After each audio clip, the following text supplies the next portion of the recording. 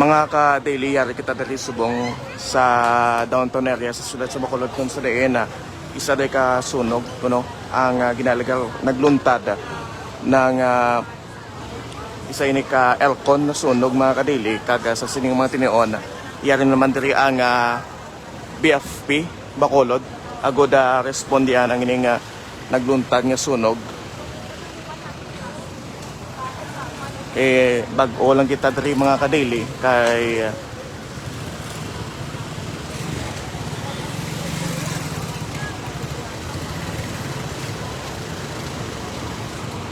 once again mga ka-daily, yari kita diri subong seryas sang downtown sa sudad sa Bacolod sa may Mang Inasal kung sa diin ginaligar na sunog ining Elcon sang Mang Inasal mga ka-daily.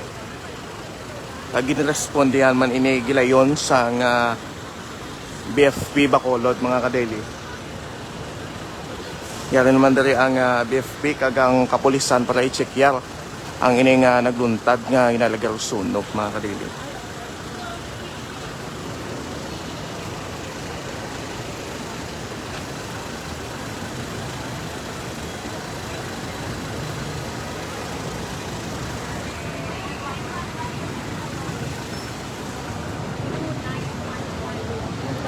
So natabuan ka di sir?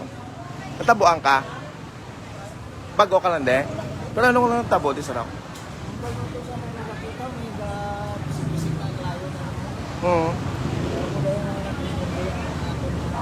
Mga ano oras ko na sir ah? Hindi lang ni Bugay. Anong ngalan mo? Jing. Jing. Mga pila ko no pa aircon, di ko na sir ang nasunog. Wala ko ka kuan kayo. Wala ko ka balonga, mabagola ko nakabus. Basta lang may nakita mo, may nakakita daw. Bisik-bisik na kalayo ko no. Common na to. Oo, meron lang tayo sa bulan na. Mga ka-daily, sir, thank you sir. Mga ka-daily, ginaligar naglupok kuning kunong ining Elcon nga eh. Tapos ngin patawgan nila sa BFP Bacolod agud i-check kung ano ini mga ka-daily.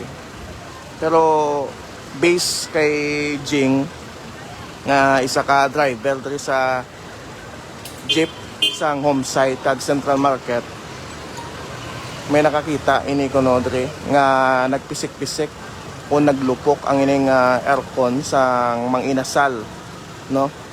Isa ka branch diri sa sudad sa Bacolod diri sa may downtown area. I-checkiyal pa naton kung ano ginman ang gintunaan sa sining paglupok sa ning aircon mga kadili. Checkiyal naton karon sa BFP Bacolod ang dugang nga kadili. Dugang nga detalye.